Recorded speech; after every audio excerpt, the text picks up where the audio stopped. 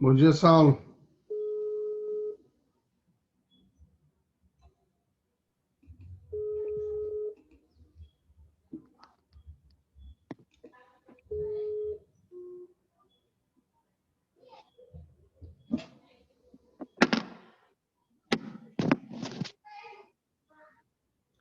Bom dia. Bom dia.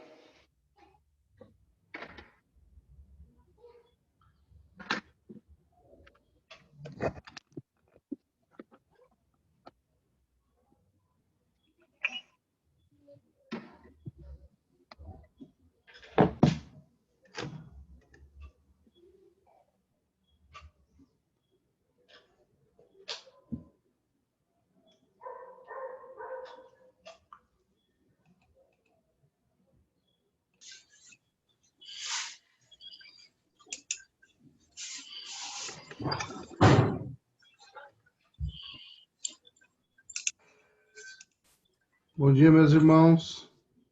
Eu vou começar a compartilhar a tela aqui enquanto o pessoal está entrando.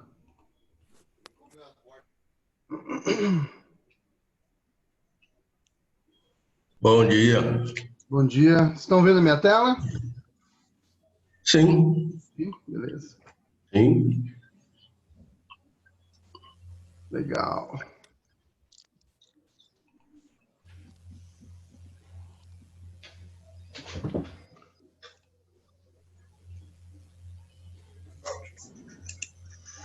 Eu vou colocar em modo apresentação. Aí. Está gravando. Gravando.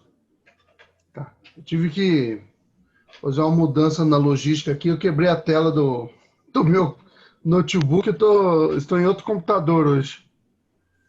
Aí. Preju.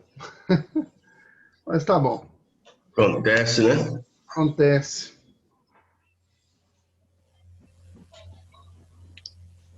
Mas legal. Tem um pessoal entrando aí. Hoje nós vamos ter os jovens e adolescentes conosco, que hoje eles estão sem professor. O professor tiver dificuldade de montar a aula essa semana e pediram ontem para eu assumir a aula hoje, mas como não muda nada, né, para nós, a logística aqui é só acrescentar mais alunos, então, sem problema. Irmãos, hoje... Sejam bem-vindos, né? Sejam bem-vindos, verdade. Uhum. Isso aí. Irmãos, deixa eu já dar umas palavras preliminares. Eu vou ficar enrolando um pouquinho, porque eu coloco lá que a aula está para começar por volta de 10h10, então acredito que alguns irmãos ainda vão entrar, né? Mas estamos aí com a sala aberta. Hoje é a nossa última aula, né? Pelo menos no que diz respeito ao conteúdo do livro, nós terminamos um ano atípico, né? Diferente dos outros anos. Tivemos aí a pandemia e essas coisas todas. No começo nós ficamos até sem saber como procederíamos, né? Como faríamos. Nós não sabíamos quanto tempo duraria nós não sabíamos quanto tempo demoraria o isolamento. Imaginávamos no começo que seria uma coisa de 1 mês, 2 meses no máximo. Lembro até que nós chegamos a cogitar voltar à aula em maio, as aulas presenciais, né?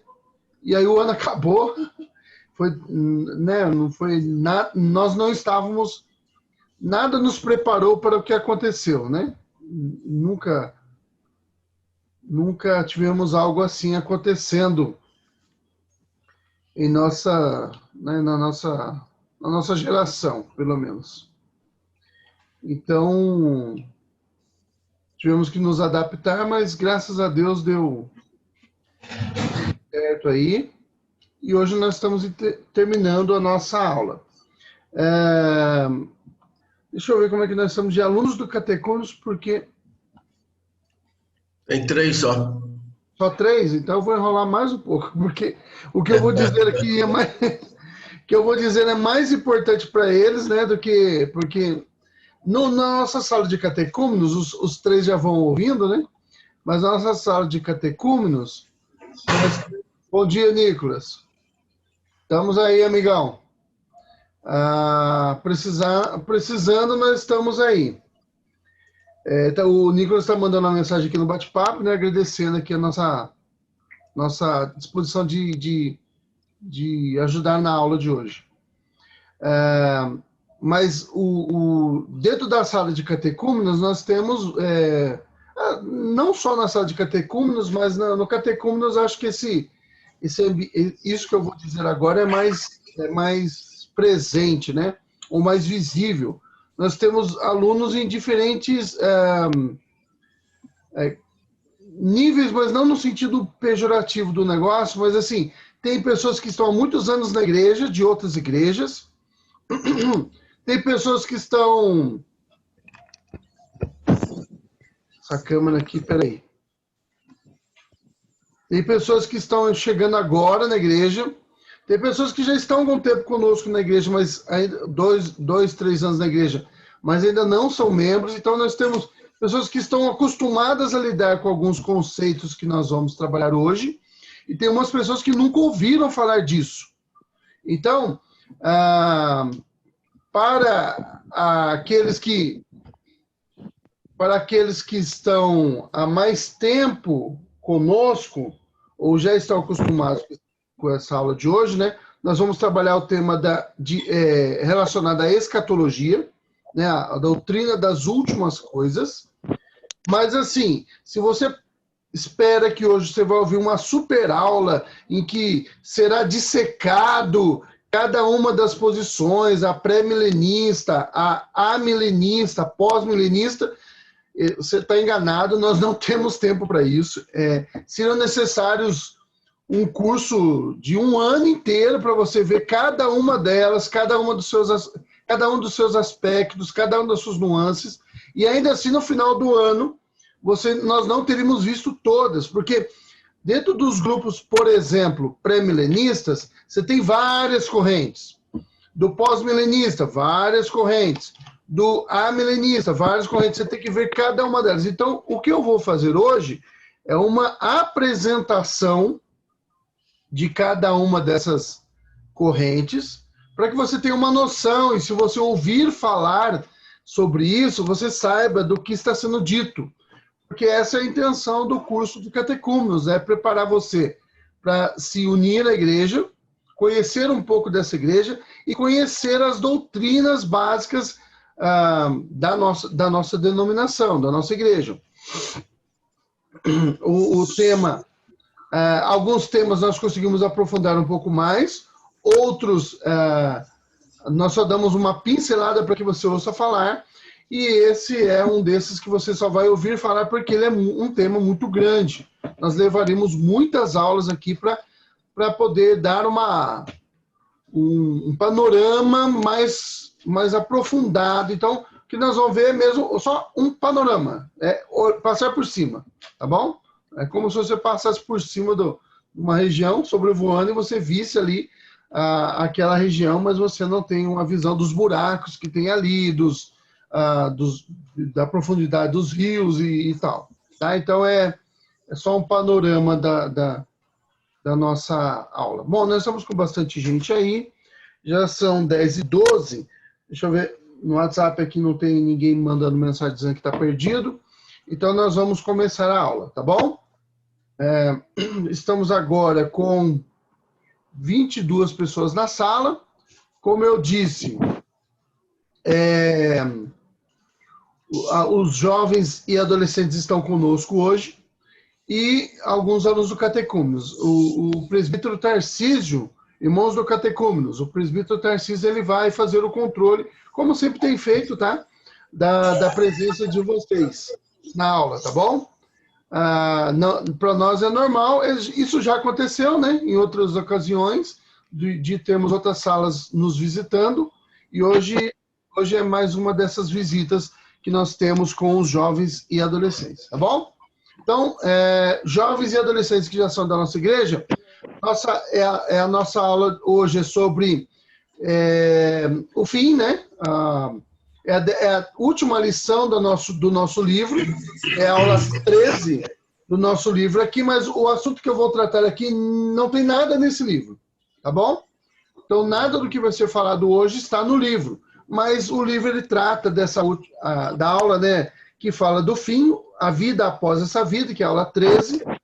O assunto do livro nós tratamos na aula passada, que é um assunto onde praticamente todas as correntes, pelo menos cristãs, ortodoxas, né, que estão ligadas à ortodoxia, à doutrina correta, eles concordam. E aí nós vamos entrar hoje numa questão que é mais assim, que gera um pouco de atrito, tá? Entre os muitos grupos cristãos, e não há muito consenso. Então eu vou já iniciar, sem mais delongas, fazer a nossa leitura. A nossa leitura hoje está em Apocalipse, capítulo 20. Apocalipse, capítulo 20. Último livro da Bíblia. Apocalipse. O livro da revelação, né? O livro da revelação. A palavra Apocalipse, ela gera um pouco de medo na gente. Meu Deus, Apocalipse e tal. Mas a palavra Apocalipse em grego significa desvendar o véu, tirar o véu da frente, tá? Era uma expressão utilizada no teatro. Então você tinha um véu, né, que ficava, até hoje assim, né, ficava um véu, uma cortina, que impedia as pessoas de ver o cenário lá no fundo, que seria encenado, né, a peça. Deixa eu só acertar que eu sei que minha câmera está piscando aí para vocês, né? Isso. Essa câmera aqui é uma câmera nova que eu comprei. Eu não uso ela normalmente, então... Aí. Então, quando o véu era tirado e começava... Tristeza. E começava a peça, então você tinha o Apocalipse, tá bom? O desvendar do véu. Olha que coisa maravilhosa. Então, não precisa ter medo do nome. Opa, deixa eu mutar os microfones aqui. Tristeza.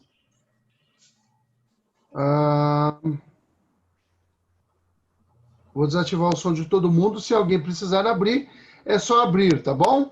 Ou manda mensagem ali no chat, eu olho. Ou então você abre e fala. Opa, admitindo a Nina aí. Tá, então, Apocalipse significa isso, desvendar o véu. Por isso que, em inglês, a tradução o nome do livro é Revelação. Tá? Porque é isso que significa a palavra Apocalipse, revelar. Tá? Então, Apocalipse, capítulo 20, verso de 1 a 10. Eu vou ler para vocês. Então, vi descer do céu um anjo, tinha na mão a chave do abismo e uma grande corrente. Ele segurou o dragão, a antiga serpente, que é o diabo, Satanás, e o prendeu por 1000 anos. Lançou-o no abismo e fechou-o, e pôs selo sobre ele, para que não mais enganasse as nações até se completarem os 1000 anos. Depois disso, é necessário que ele seja solto por pouco tempo. Vi também tronos, e nestes sentaram-se aqueles aos quais foi dada a autoridade de julgar. Vi ainda as almas dos decapitados por causa do testemunho de Jesus, bem como por causa da palavra de Deus. Tantos quantos não adoraram a besta, nem tampouco a sua imagem, e não receberam a marca na fronte e na mão, e viveram e reinaram com Cristo durante 1000 anos. Os restantes dos mortos não reviveram até que se completassem os 1000 anos. Esta é a primeira ressurreição. Bem-aventurado e santo é aquele que tem parte na primeira ressurreição. Sobre estes, a segunda morte não tem autoridade. Pelo contrário, serão sacerdotes de Deus e de Cristo e reinarão com ele os 1000 anos. Quando, porém, se completarem os 1000 anos, Satanás será solto de sua prisão e sairá a seduzir as nações que há nos 4 cantos da terra, Gog e Magog, a fim de reuni-las para a peleja. O número dessas é como a areia do mar. Marcharam então pela superfície da terra e sitiaram o acampamento dos santos e a cidade querida. Desceu, porém, fogo do céu e os consumiu. O diabo, o sedutor deles, foi lançado para dentro do lago de fogo e enxofre, onde já se encontram não só a besta, como também o falso profeta, e serão atormentados de dia e de noite, pelos séculos dos séculos. Então, essa é a leitura que dá base para a nossa aula de hoje, tá bom? Lembrando que nós não esgotaremos o tema. Na verdade, nós não chegaremos nem perto disso. Nós vamos só fazer nós vamos conhecer um pouco a respeito do tema que nós vamos trabalhar hoje, tá? O tema da escatologia e as correntes escatológicas mais conhecidas, tá bom? Mais conhecidas, porque existem muitas, tá? Não sei se alguém conhece todas, porque são tantas que a gente se perde, tá bom? Se você pretende também que eu aprofunde no assunto, isso não vai acontecer na aula de hoje, porque nós não temos tempo para isso. E se eu tentar me aprofundar em qualquer um desses temas aqui, eu não vou dar conta de mostrar todos para vocês, todos que eu quero falar, é lógico. E também, alguns aqui eu só vou mencionar. Se você perguntar para mim, você poderia explicar para mim a diferença entre esses grupos? Eu não terei tempo para fazer isso hoje. Você pode perguntar e eu mando para você um estudozinho sobre cada um desses aí durante a semana, tá bom? Então, eu não vou deixar de te responder, mas eu não terei condições de responder hoje, tá? Porque, enfim, irmãos, vocês vão perceber que é muita coisa, tá? Eu vou pedir, antes de nós iniciarmos, para o presbítero Tarcísio, que é professor aqui da sala, junto comigo, para ele nos conduzir em oração. Ok. Obrigado, Tarcísio. Vamos orar? Senhor Deus, amado Pai, muito obrigado pelo dia e a noite de descanso que o Senhor nos concedeu. Obrigado por esses momentos pelos quais vamos passar aqui. O Senhor nos abençoe e abençoe principalmente o Diogo, que vai trazer à luz esse tema escatológico para o nosso entendimento. Tudo aquilo que for da Tua vontade, ó Deus, possamos assimilar e, quem sabe, ó Deus, fazer a opção por qualquer dessas correntes escatológicas. Fica conosco, abençoe os jovens que estão conosco esta manhã, os alunos da nossa classe de catecúmenos, que já estamos no final. Obrigado por esse período, ó Deus, apesar das dificuldades, chegamos no final. Muito obrigado por tudo, nós te louvamos e agradecemos no nome de Jesus. Amém.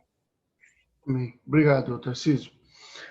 Irmãos, então, nossa aula de hoje se deve principalmente, mas não exclusivamente, mas principalmente à compreensão ou à interpretação que os vários grupos cristãos fazem desse capítulo 20 de Apocalipse, tá bom? Do versículo 1 até o versículo 10. Tá? Eu vou tentar explicar da melhor forma possível as muitas correntes que divergem com relação à interpretação deste capítulo 20, desses 11 versículos, na verdade, né? Aí. Então, vamos lá. A Bíblia possui vários textos que tratam daquilo que chamamos de escatologia, ou seja, a doutrina das últimas coisas. Então, existem vários textos que tratam daquilo que nós chamamos de escatologia, ou da doutrina das últimas coisas, tá? Muitos textos tratam desse assunto, tá certo? Mas nós vamos focar mais aí na interpretação desse aí, que é o principal para a nossa aula de hoje, tá? Mas você tem vários textos. Você tem o sermão escatológico de Jesus, ali nos capítulos 24 e 25 de Mateus, e os seus correspondentes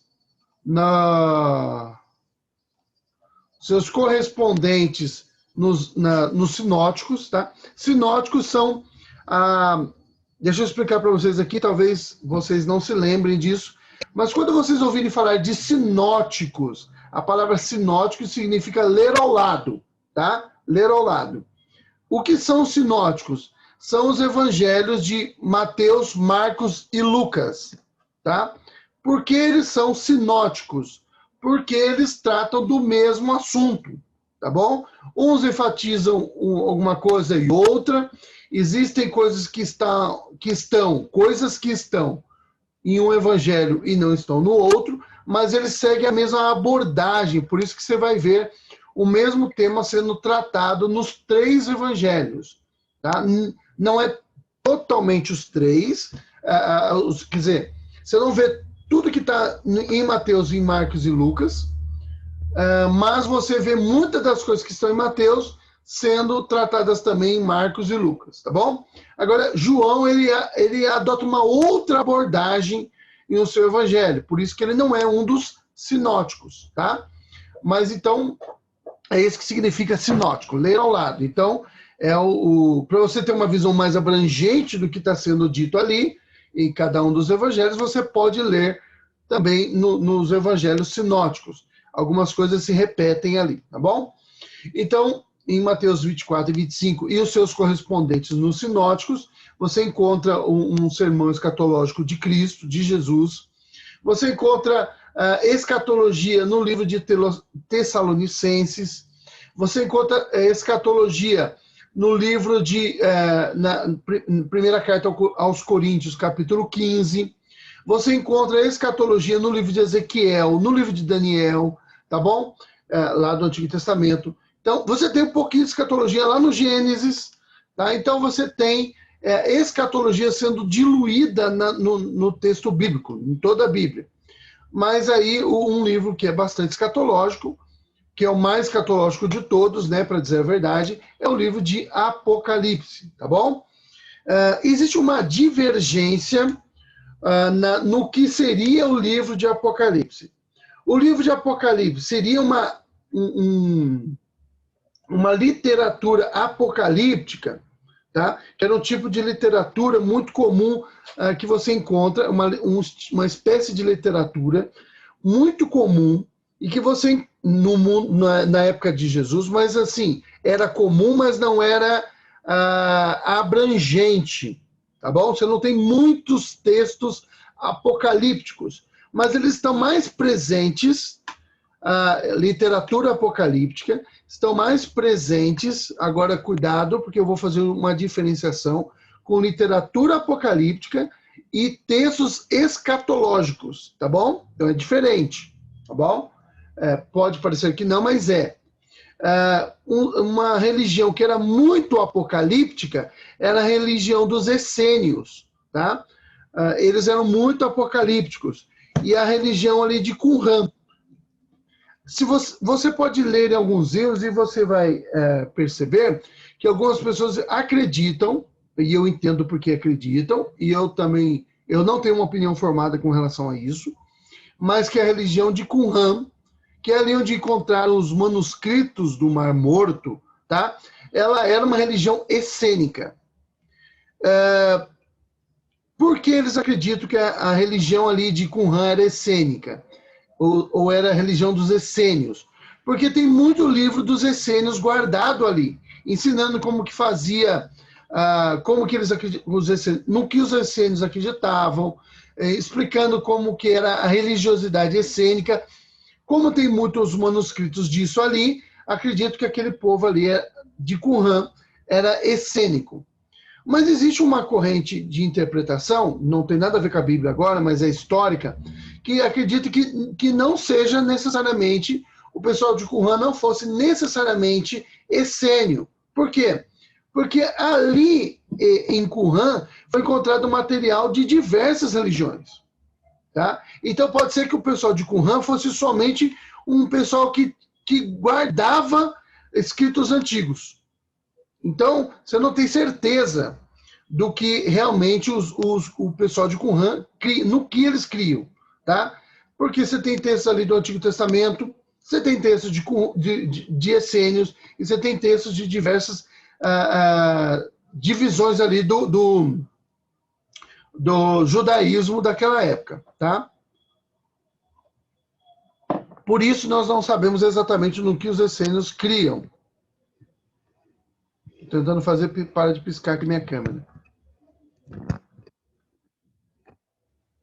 Eita, tristeza.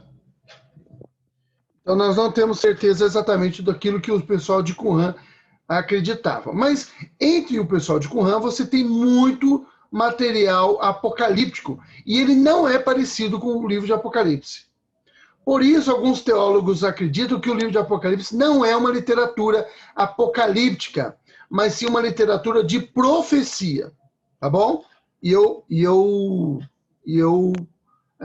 tenho a tendência de concordar com isso. Apocalipse, nosso livro de Apocalipse não é uma literatura apocalíptica, tá? Cuidado que não necessariamente porque chama Apocalipse, ele seria uma literatura apocalíptica, tá? Eu concordo com esses teólogos que o livro de Apocalipse é um livro de profecia, tá? E não uma literatura apocalíptica. Isso é meio complexo de entender, mas algumas pessoas estão entendendo o que eu estou dizendo, outras não, mas é só para quem está acostumado com esses termos se localizar no que eu estou me baseando para explicar a aula de hoje, tá bom? Mas vamos seguir aqui. Uma das questões que divide os cristãos é aquela que se refere à posição que cada grupo adota em relação ao milênio, que é o texto que nós vemos hoje, tá? A grande tribulação e o arrebatamento. Então, a divergência dos cristãos estão nesses três conceitos aí. Conceito de milênio, conceito de grande tribulação e o conceito de arrebatamento. Todos os grupos acreditam que haverá um milênio. Mas como que será esse milênio? Tá? Aí que está a divergência. Todos acreditam que haverá uma grande tribulação. Mas como será essa grande tribulação? Aí a divergência. E todos acreditam que será um arrebatamento, que haverá um arrebatamento. Pelo menos as linhas ortodoxas aí, né? As linhas teológicas mais sadias. Mas como que será esse arrebatamento? Aí é a divergência, tá bom? Normalmente, os cristãos divergem em três posições do milênio em relação ao arrebatamento. Então, o milênio, ele se relaciona com o arrebatamento basicamente de três formas, tá? Entre os cristãos. E aí nós temos a corrente pré-milenista, que é o pré-milenismo, o amilenismo e o pós-milenismo. Tá? Essas são as três grandes correntes no que diz respeito à relação do milênio com o arrebatamento, ou do arrebatamento com o milênio, tá bom? Vamos lá, seguindo aqui. Outro conceito importante de se conhecer é o conceito de grande tribulação. Então aqui, por enquanto, eu estou só definindo conceitos para vocês, tá? A Bíblia ensina que haverá um período de grande sofrimento sem precedente na história, antes do fim. Neste tempo, o anticristo governaria o mundo. Alguns cristãos entendem que esse período duraria 7 anos e seria dividido em duas partes de 3 anos e meio. Esses são os pré-milenistas, tá? Alguns cristãos creem que Cristo arrebatará a igreja antes do milênio, tá certo? Então, por isso, eles são chamados de pré-milenistas. Pré é de antes, tá? A palavra pré significa antes, bom, primeiro, tá? Antes do milênio. Então, alguns cristãos, eles acreditam que o arrebatamento da igreja acontecerá antes do milênio, por isso eles são chamados de pré-milenistas. Esse milênio seria, tá? Então, vamos lá, com calma, devagar. Então, alguns cristãos acreditam que o arrebatamento da igreja, a vinda de Cristo, ela se daria antes do milênio, tá bom? E o milênio seria depois do arrebatamento da igreja. Você tem o período, aí tem uma divergênciazinha aí de se o arrebatamento é antes da tribulação e depois vem o milênio, se ela seria no meio da tribulação. Daqui a pouco eu vou ver cada um desses pontos aí com calma com vocês, tá? Ou depois da tribulação. E aí, após o arrebatamento, iniciaria o milênio, que seria um reino literal, tá? Um reino literal de Cristo sobre a terra, que duraria 1000 anos literais, e Jesus ele governaria sobre a terra aqui, de fato, fisicamente, de forma visível, tá bom? Neste período de 1000 anos, Satanás seria preso e o mundo experimentaria, ou experimentará, né, nessa visão, um período de paz e prosperidade, como nunca se viu antes, tá bom? Israel seria a capital do mundo, e a promessa feita a Davi, né, que a sua descendência governaria, reinaria, ou se assentaria no trono, seria cumprida de forma literal, visível e tudo mais, tá? Seria cumprida essa promessa para Davi, e no final deste milênio, o diabo seria solto, enganaria as nações, levando-as à guerra contra Israel, e então viria o fim, ou virá o fim, tá? Essa é a visão pré-milenista de milênio, tá? Então haverá um milênio, de fato, esse reino de 1000 anos. Esse termo milênio não está na Bíblia, tá? É o nome que nós damos, mas isso não quer dizer nada, tá bom? Não quer dizer nada, porque tem muitos termos que nós utilizamos que não está na Bíblia. Como, por exemplo, o termo trindade. Se você procurar trindade na Bíblia, você não vai encontrar, tá? Porque é um nome que nós damos para uma doutrina bíblica, né? A doutrina das 3 pessoas na divindade. Então, esse termo milênio não está na Bíblia, mas não quer dizer que seja antibíblico. Tá? Só não está lá, porque é o nome que nós damos para esse reino de 1000 anos, que nós lemos lá em Apocalipse capítulo 20, tá certo? Então, esse reino seria um reino literal. É baseado nesta visão, ou nesta corrente milenista, né, no pré-milenismo, que é baseado naqueles filmes deixados para trás. Boa parte de muitos filmes, hoje em dia é muito difícil você ver, mas quando eu era criança tinha muito, quando eu era adolescente tinha muito, e crentes mais antigos, mais velhos do que eu, com certeza assistiram, mas teve uma época que Hollywood lançou muitos filmes baseados no Apocalipse. Então você tem O Ladrão da Noite, são filmes da década de 70, você consegue encontrar muito provavelmente, que eu não tenho certeza, mas muito provavelmente você encontra no YouTube, você encontra esses filmes, Ladrão da Noite, o Anticristo, tá? Então, esses filmes, O Ladrão da Noite, parte 1, parte 2. Então, esses filmes são muito baseados nessa corrente de pensamento aí pré-milenista. Alguém está falando comigo? Deixa eu parar aqui um pouquinho. Perdão, escrevi errado. Perdão, desculpa. Ricardo, tem filme, né? Eu escrevi muito errado, perdão, desculpa. Pode Então ignorar isso. Fala aí o que você escreveu. Ia perguntar se tinha filme amilenista. Não. Era só brincadeira, perdão aí. Não tem filme amilenista, cara. Pelo menos não que eu conheça, tá bom? Mas não tem filme amilenista. Até porque você vai ver... Bom, você já deve saber por quê, mas eu já vou comentar. É porque, bom, deixa eu ir com calma, tá bom, Ricardo? Daqui a pouco eu chego lá no amilenismo. Mas não tem, tá? Esses filmes, então, deixados para trás, que inclusive o filme, no Brasil, pelo menos, chegou somente 3 dos filmes, mas o Deixados para Trás é uma série de livros, tá? Eu não lembro quantos livros são. Vou chutar um número aqui, mas eu não tenho certeza. Mas acho que são 12 livros. Mas pode ser que eu esteja errado. Eu estou chutando muito de cabeça mesmo. Tá?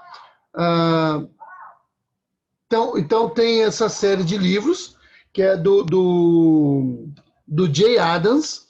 Tá? Não é Jay Adams, nada. É o... esqueci agora. Se alguém quiser pesquisar para mim aí, quem é o escritor do... Tim LaHaye. Tim LaHaye. Tim LaHaye, isso. Obrigado. Obrigado. Eu confundi com o Jay Adams porque o Tim LaHaye, ele também escreveu uns livros de aconselhamento bíblico, baseados nos temperamentos. E o antagonista dele nessa visão de aconselhamento é o Jay Adams. Por isso que eu fiquei com o Jay Adams na cabeça. Mas é o Tim LaHaye, tá? O Tim LaHaye é o escritor dos livros e é baseado nos livros dele que tem esse filme, tá bom? O filme Deixados para Trás. Eu fiz um barulho aqui atrás, eu pensei que fosse um arrebatamento já. Então,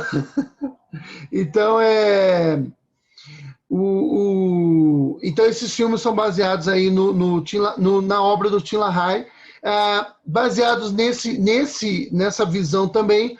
Você tem a novela, que eu não assisti a novela, mas eu vi alguns episódios.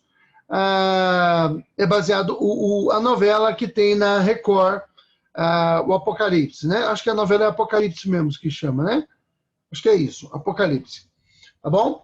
Então, se não for esse, me corrija aí quem souber melhor do que eu, mas acho que é esse o nome da novela. Que tem na Record, tá? Então é baseado nessa visão aí pré-milenista, tá certo? Ainda sobre o pré-milenismo, algumas considerações.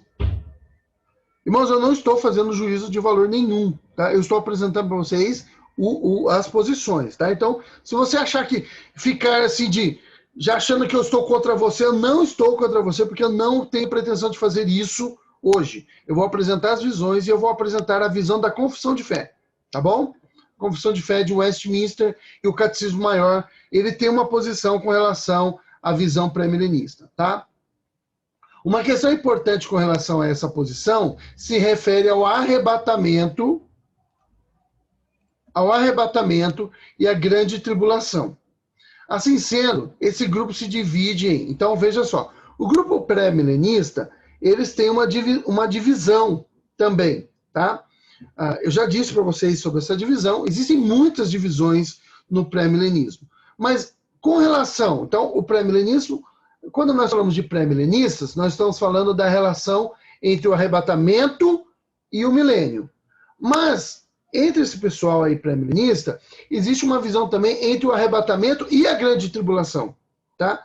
Como eles enxergam essa visão do arrebatamento e a grande tribulação? Então, você tem aí três grandes grupos aí com relação ao arrebatamento e a grande tribulação, que são os pré-tribulacionistas. Os pré-tribulacionistas creem, no que eles creem? Eles acreditam que Jesus vem antes da grande tribulação. Então seria assim, deixa eu explicar para vocês como esse grupo entende a ordem que as coisas vão acontecer. Eles acreditam que Jesus vem, tá? Digamos que Jesus vem agora. Digamos que o céu se abre, Jesus vem do céu com poder e grande glória, arrebata para si os eleitos, né? Os mortos ressuscitam, aquilo que nós já falamos na aula passada, tá? Os mortos ressuscitam, todos têm o corpo transformado, ressurretos e aqueles que não chegaram a morrer, todos têm o corpo transformado, todos vão para a presença de Cristo e Cristo leva os seus eleitos embora. Bom, para os pré-tribulacionistas, a partir desse momento, imediatamente após esse momento, começa o período da grande tribulação, que dura 7 anos. E depois da grande tribulação, Jesus vem de novo, tá? Derrota o exército do anticristo e inaugura o milênio, tá bom? E aí é 1000 anos de paz e prosperidade. Tá? Essa é a visão pré-tribulacionista. Existe uma visão também chamada midi-tribulacionista ou mesotribulacionista. O que esse pessoal crê? No que esse povo crê? Tá? Esses irmãos em Cristo creem. Tá? Esse que eu quero deixar muito claro. Não é porque você tem visão diferente da tribulação ou do milênio que você não é crente. Tá? Você é um irmão em Cristo. Você vai morar no céu. Tá? Até porque nós não temos certeza de como as coisas vão acontecer. Irmãos, uma das questões mais complicadas de nós entendermos é a questão das últimas coisas, porque Jesus não foi claro. Ele não disse, olha, vai acontecer assim, e foi contando para os discípulos. Não, ele falou em linhas gerais, tá? E muitas das coisas são envoltas em simbolismo. O livro de Apocalipse é um livro muito, muito simbólico, tá? Lembra que eu comentei com vocês, e o presbítero Tarcísio enviou para vocês, na semana passada, um texto falando sobre figuras de linguagem, algumas, até porque tem muitas figuras de linguagem que são utilizadas na Bíblia. E eu vou resumir da seguinte forma. O livro de Apocalipse ele é quase que totalmente escrito em linguagem conotativa. Então, para aqueles que se lembram das aulas de língua portuguesa, conotativo, né, quando você utiliza uma linguagem conotativa, você está utilizando uma linguagem simbólica. Tá? Não literal. Então, imagine você, irmão, se o livro de Apocalipse fosse escrito em linguagem agora oposta à conotativa, né, que é a denotativa. Então você teria em algum momento uma mulher gigante andando pelo céu, vestida de lua, tá? Coberta pelo sol, que ela chegaria no deserto e teria um filho, e aí o dragão viria tentando raptar esse filho. E aí, como ele não pode raptar, ele abre a sua boca e lança um rio, e isso tudo estaria acontecendo, e todo mundo estaria vendo um negócio desse acontecendo. Olha que coisa, assim, chocante, tá bom? Então, quase que totalmente o livro de Apocalipse está escrito em linguagem simbólica. Lembra quando fala lá das duas testemunhas? Elas são o quê? As duas amendoeiras, né? 2 pés de amêndoas, ou amendoeiros mesmo que é utilizado lá o termo. Então, muita linguagem simbólica, tá, no livro de Apocalipse. Isso dificulta a nossa compreensão, tá bom? Então, ninguém tem certeza absoluta de como as coisas acontecerão. Se alguém fala para você, eu tenho certeza absoluta, ele é muito confiante na palavra dele, porque é difícil você ter certeza absoluta, porque o livro não está claro lá. Por isso que você tem divergências, tá bom? Muitas divergências. Oi? Desculpa a pergunta, mas em relação a essas incertezas que há das interpretações, a igreja presbiteriana ela chega a ter algum tipo de posicionamento diante desses conceitos? Então, nós vamos ver, eu pretendo chegar nisso, viu, o Rubens? É o que está falando comigo é o Guilherme, né? Isso. Que o nome aqui aparece Rubens, é o Guilherme Rubens. Guilherme, sim, ela tem uma posição, mas veja, porque é a posição da confissão de fé, tá? Mas entre os presbiterianos há divergência. Então, mesmo a confissão de fé tendo uma posição, e aí veja, ela não usa o termo amilenista, ou pós-milenista, ou pré-milenista, ela não usa esses termos, porque esses termos são construídos depois da confissão de fé. Mas ao você ler a confissão de fé, você vai saber qual a posição que é dela, tá bom? Mas eu vou ler para vocês no final, tá? Mas ela tem uma posição. Agora, nem todos os pastores concordam que essa seria a posição mais correta. E o que a igreja presbiteriana faz com aqueles que não acreditam? Não faz nada, porque ela entende que realmente é um termo, assim, um termo não, mas é uma área da teologia muito nebulosa, tá? Envolta você não tem uma visão clara, é muito turva a visão que você tem, e por isso que a igreja presbiteriana não não pune, não expulsa os pastores que têm visão divergente, porque ela entende que é realmente difícil de você compreender. Eu vou aqui colocar para vocês a palavra de 2 pastores que nós conhecemos, pelo menos, acho que todos que estão aqui, mas muitos presbiterianos, não todos, mas muitos, a maioria dos presbiterianos considera que eles são pastores expoentes da nossa igreja, que é o pastor Augusto Nicodemos e o Hernandes Dias Lopes. Os 2 concordam em dizer exatamente o que eu disse, tá? Eu estou aí praticamente plagiando os 2. Não estou porque eu estou dizendo quem foi que falou, tá? Mas eu estou usando aí os termos que eles usam, lógico, na linguagem deles. Eles dizem exatamente isso. Olha, nós não temos certeza. Nós achamos que essa aqui é a mais bíblica. Mas nós admitimos que há uma possibilidade de estarmos errados. Eles não falam nas palavras que eu estou falando, mas eles estão falando isso. Você tem muito material. Se vocês quiserem, depois eu mando para vocês aí alguns pregações ou estudos bíblicos do Augusto Nicodemos. Um outro pastor que eu não mencionei ele aqui, mas é da nossa igreja, que ele talvez seja um dos maiores especialistas em Apocalipse da nossa igreja, é o Leandro Lima, tá? O pastor Leandro Lima, ele tem um livro sobre esse assunto. Tá? Ele talvez seja um dos que mais estudam atualmente sobre o Apocalipse na nossa igreja. Mais do que o Augusto Nicodemos e do que o Hernandes Dias Lopes até. Tá bom? Eu citei o Augusto Nicodemos e o Hernandes porque eles são mais conhecidos. Mas o Leandro Lima também tem um material muito bom sobre isso daí. Quero. Tá bom, Renato? Depois eu mando para vocês, tá? O que eu vou mandar é vídeos, tá bom? Vídeos para vocês assistirem, tá? Bem, voltando aqui, o Guilherme, não respondendo a sua pergunta, mas aguenta firme aí que se até o final da aula eu não responder, você me pergunta, tá? Deixa eu... Beleza? Mas já dei um spoiler aí do que você deve aguardar. Mas deixa eu correr aqui, senão a gente não consegue terminar. Então você tem o mesotribulacionista. Então vamos voltar aqui o que nós estávamos falando. Deixa eu de novo passar aqui a ordem dos acontecimentos para o pré-tribulacionista. Então você tem arrebatamento da igreja. Então note que para o pré-milenista, você tem a vinda de Cristo em 2 etapas. Então você tem a primeira, na verdade, deixa eu explicar aqui com calma. Você tem a primeira vinda de Cristo, que é quando Cristo veio a este mundo, morreu pelos nossos pecados, tá? Aquilo que está registrado lá nos evangelhos. Então essa seria a primeira vinda, tá? E aí depois você tem a segunda vinda, o que nós chamamos de quando acontecerá o arrebatamento. Para os pré-milenistas, essa segunda vinda, deixa eu levantar um pouquinho aqui, essa segunda vinda tem 2 etapas. Então você tem praticamente 3 vindas, tá bom? Primeira vinda, a vinda quando ele veio para morrer, veio aqui, ficou 33 anos, tal.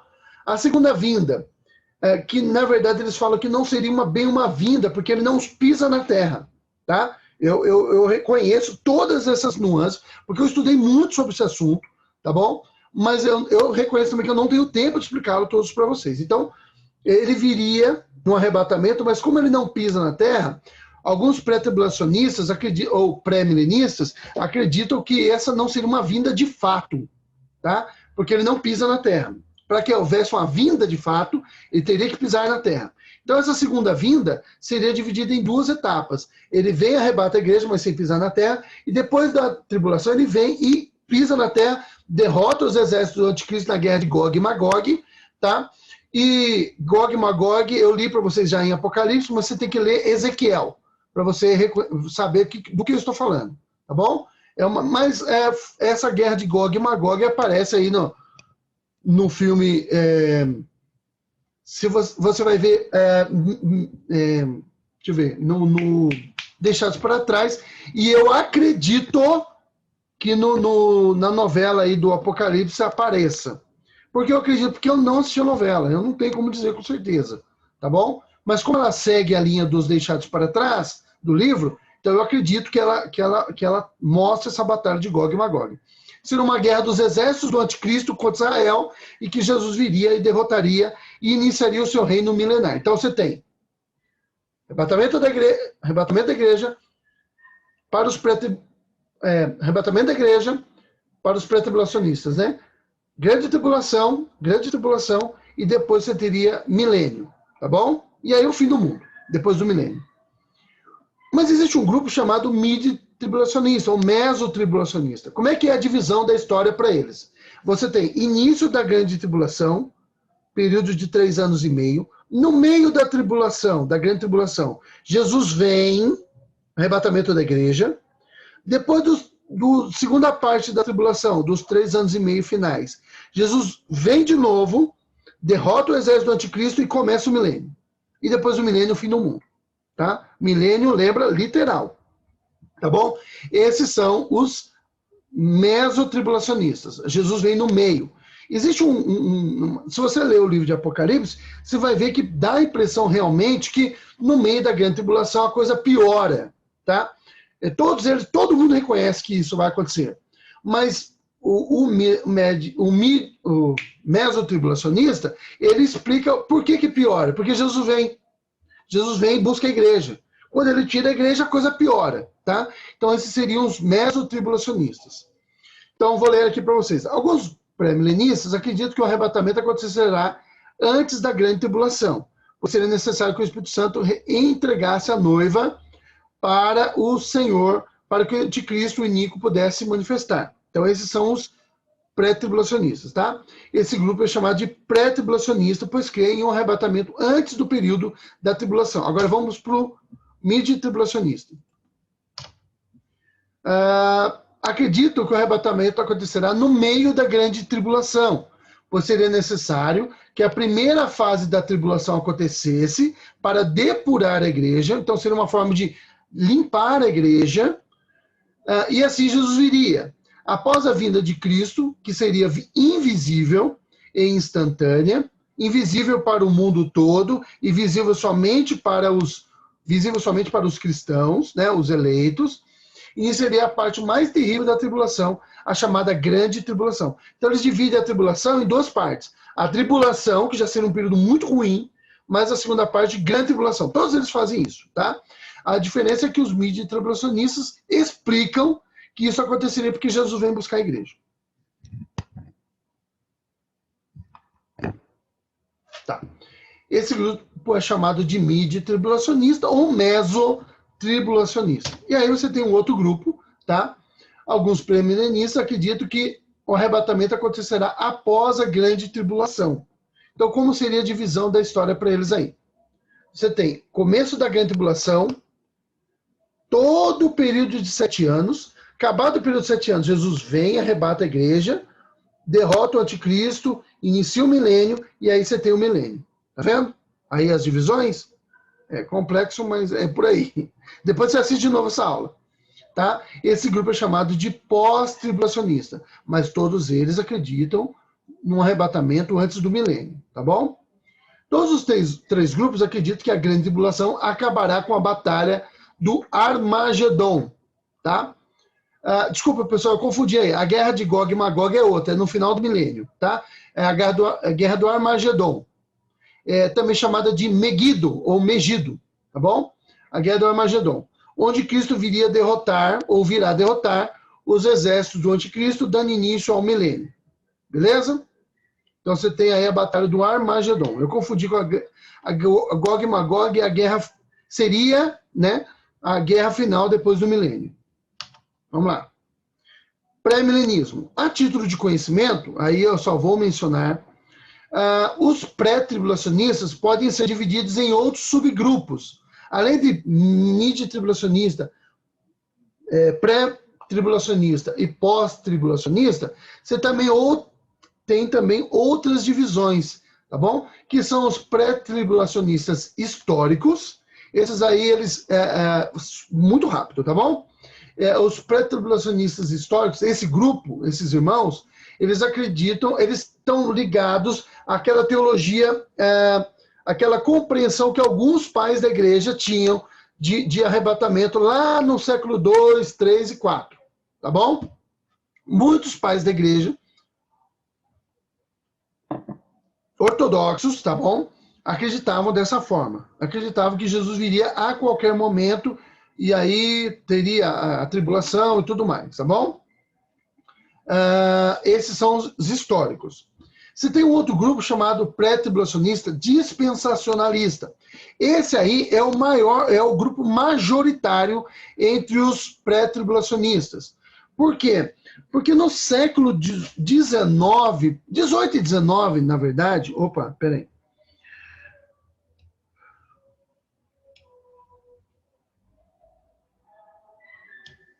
Tá. Ô, Ana Luísa, grande tribulação seria um período de muito sofrimento, tá? Que acontecerá no mundo todo, de grande perseguição contra os cristãos passariam por grandes dificuldades, muitas mesmo.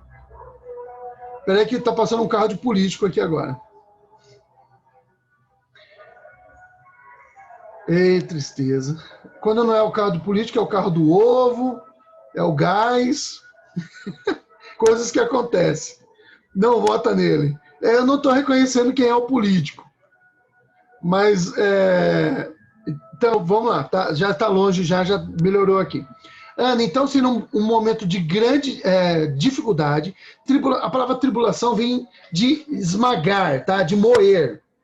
Então, pra você ter uma ideia, a palavra tribulação era utilizada para esmagar trigo. Então, significa moer mesmo, dificuldade de verdade, tá? Praticamente, com exceção do pós-milenista, tá bom? Todos os grupos cristãos, inclusive o amilenista, todos eles concordam que haverá esse tempo de grande sofrimento na Terra. Será muito, muito, muito sofrimento para o cristão, mas também será sofrimento para todo mundo. Só que para o cristão vai ser pior, tá? Nesse período, o anticristo estaria governando de alguma forma. Também há uma discussão se o anticristo é uma pessoa ou um sistema, tá? E eu já disse isso para vocês, eu não sei, tá? Se o anticristo é um sistema ou uma pessoa de fato, porque a Bíblia, ela fala como se fosse uma pessoa, mas ela dá assim, poderia não ser uma pessoa, um único anticristo, mas poderia ser o líder de um sistema, que seria o sistema anticristo, mas algumas pistas que a Bíblia fala do anticristo é que ele se voltaria contra tudo que é Deus ou se adora. Ele é contra todas as religiões. E existe um sistema político que é contra todas as religiões, que é o sistema socialista comunista. Ele odeia todas as religiões e ele persegue todas as religiões. Então, eu estou bastante inclinado a imaginar que um sistema político é o anticristo. E o líder desse sistema político seria a figura que representa, figura pessoal que representa o anticristo. Tá bom? Ana, consegui te ajudar a entender? Tá bom. Se você tiver mais dúvida a respeito disso, você pode mandar para mim uma mensagem. Se você não tem o meu contato, você pode pedir aí para o pessoal, ser da UPA, conversa com o Nicolas. Tem bastante coisa inusitada por aí. Conversa com o Nicolas passa o meu contato, e aí você pode conversar comigo, ou o presbítero Antônio Kimura, ou qualquer pessoa. Muita gente tem o meu contato aí, tá bom? Aí você conversa comigo, eu mando um estudo para você, tento te explicar um pouco melhor, tá? Mas aí, em suma, é isso, tá bom? Em suma, é isso. Por nada, que isso, tamo junto aí. Vamos lá, mas qualquer dúvida pode perguntar, tá bom, irmãos? Então você tem tá. Estava falando para vocês dos dispensacionalistas. Eles acreditam que o mundo tem... na história da humanidade existem 7 dispensações. Eras de oportunidade. É bem complexo, tá, irmãos, esse negócio. Mas seria ciclos onde Deus dá uma oportunidade para a humanidade se salvar ou ser salva. E aí, toda vez que ela falha, Deus vai dando uma outra chance. Eu não quero fazer um espantalho dessa posição, tá bom? Por isso que eu estou evitando de falar detalhes dela, porque eu não vou ter tempo de explicá-la completamente, mas ao tentar explicar algum ponto dela, eu posso fazer um espantalho dela. Você sabe o que é a teoria do espantalho, né? Você cria uma figura do seu inimigo, bate nessa figura, né? Você faz o espantalho dele, bate nele, não é ele de verdade, e você fala, venci o cara. Quando, na verdade, você nem lutou contra ele. Então você fez uma imagem, você construiu uma imagem que é uma imagem turva do que seria aquele seu adversário. Então eu não quero fazer isso, porque eu não quero entrar em pontos do dispensacionalismo, porque eu não vou ter tempo de explicá-lo. Eu não quero fazer isso com nenhum, porque eu não vou ter tempo de explicar todos. Nenhum, na verdade. Tá? Se eu tentar explicar muito eu não vou explicar todos. Mas, em suma, é isso. Tá? Existe muitos pontos complicados nessa visão, porque ele daria a ideia de que Deus ele sempre está tendo um segundo plano, plano 1, plano A, plano B, plano C, plano D, e aí chega até o 7º plano, né? Que seria o último agora. E aí fica complicado, porque se Deus é soberano, como é que ele precisa de plano A, plano B, plano C, plano... Enfim, tá? Mas, veja, existe uma resposta para isso, porque eu estou falando agora, tá? Eles explicam. Inclusive, alguns dispensacionalistas, eles percebem essa falha, e aí surgiu um grupo aqui, que eu vou mencionar só aqui muito rápido, que é o pré-tribulacionismo progressivo. Então, dentro do dispensacionalista, você tem um grupo, você tem grupos divergentes, você tem grupos ali. Então, você vê como que a coisa é muito fragmentada. Por isso que é difícil de explicar, tá bom? Que seria uma tentativa de corrigir algumas falhas do dispensacionalismo, tá bom? Mas esses são os dois grandes grupos dentro do... Mas existem outros, tá? Que não tem como mencionar todos, que eu nem conheço todos. Deve ter um grupo que eu nem sei, nunca ouvi falar, tá bom? Então esses seriam os grupos principais, tá bom? Vamos lá, seguindo aqui, senão a gente não dá conta. Pós-milenismo. Então, eu parti do pré-milenismo para agora para o pós-milenismo. Deixa eu só falar para vocês por que o pré-tribulacionista... Deixa eu só voltar um pouquinho aqui. Por que esse grupo dispensacionalista, ele é o majoritário? Porque eu tenho aqui, mas eu não vou encontrar, irmãos. Eu estou por causa da pandemia, nós começamos um processo de adaptação da minha casa que ainda não terminou. Tá? Então, nós estamos trocando os móveis aqui, arrumando a logística. Tá? Tudo bem que a pandemia, se Deus quiser, acaba, vai passar no começo do ano, mas nós estamos reestruturando toda a logística da minha casa aqui e a coisa está difícil. Mas eu tenho a Bíblia de Scofield. O grande marco aí que foi o difusor das ideias dispensacionalistas no século XIX foi o lançamento da primeira Bíblia de estudo. Então, assim, antigamente você tinha os teólogos, eles escreviam os seus estudos em livros separados. Mas o Scofield ele teve a grande sacada de colocar os seus estudos junto com a Bíblia. Eram estudos bem simples, né? Não é como se você pegar uma teologia sistemática do Berkhoff, por exemplo, ou outras por aí, mas são estudos simples de algumas passagens bíblicas, mas você tinha a oportunidade de ter esses estudos junto com a Bíblia. Então, você não precisa de 2 livros. Você pode ter só a Bíblia e ir ali estudando. E esse livro, essa Bíblia, se tornou muito popular quando ela foi lançada. E aí o Scofield, ele era dispensacionalista. Então, muita gente começou a ter acesso a essa ferramenta dispensacionalista por causa dos estudos do Scofield, né, ou do Scofield. Eu tenho essa Bíblia aqui, mas para mostrar para você, mas, gente, eu não vou encontrar aqui agora, tá bom? Mas você procura aí na internet Bíblia de Scofield, que você encontra. Tá? Se vocês quiserem, até põe depois o nome. Apesar que se você colocar errado, o Google ele é tão gente boa que ele corrige a sua escrita errada e ele arruma para você encontrar. Mas é Scofield, tá? Com S mudo. Scofield. Scofield. Então aí você vai encontrar essa Bíblia e você vê... você vai saber qual é. Eu não recomendo que compre, não, mas é só para curiosidade. Então, por isso que o pré-tribulacionista dispensacionalista se tornou majoritário, não só entre os pré-milenistas, mas entre todos os grupos. Tá? O grupo dispensacionalista é o maior de todos, entre todos os grupos que eu vou apresentar hoje para vocês. Tá? Vamos lá para o pós-milenismo. Tá? Alguns cristãos acreditam que o arrebatamento acontecerá após o milênio, mas esse milênio não... Então, ele tem algumas semelhanças com o amilenismo, que eu vou tratar daqui a pouquinho para vocês, mas porque ele não acredita num milênio literal, ele não acredita que o reino de 1000 anos será de 1000 anos, eles acreditam que o milênio, o termo milênio que a gente utiliza não está na Bíblia, né, como eu já disse, mas esse reino de 1000 anos, quando a Bíblia fala 1000 anos ali, ela não está se referindo a 1, 2, 3, 4, 5, 6, 1000 anos. 1000 anos literais. Ela está se referindo a uma grande quantidade de tempo. Tá?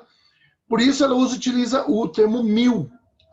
Os números em Apocalipse, todos eles são simbólicos. Essa é a forma que os amilenistas e pós-milenistas creem. Todos os números que são apresentados no livro de Apocalipse são simbólicos. Por exemplo, 7 cartas do Apocalipse. As 7 cartas são para 7 igrejas, literais, exatamente, sim, são literais. 7 igrejas. Mas elas representam todas as igrejas do mundo. Tá? Na igreja do mundo todo, você tem problemas que você encontra na igreja de Éfeso, como você tem problemas que encontra na igreja de Esmirna, de Tiatira, de Laodiceia, de Sardes, tá? De Filadélfia e aí por diante, tá bom? Então você tem problemas Então, ao escrever as 7 igrejas, Jesus está mandando João escrever para todas as igrejas, porque os problemas ali estão relacionados a todas. É lógico que ele apresenta problemas específicos de cada uma delas, mas esses problemas estão em todas, né? Por exemplo, você tem uma igreja ali que tem problema de falta de fé. Você tem problema ali igreja ali que tem problema de falta de amor.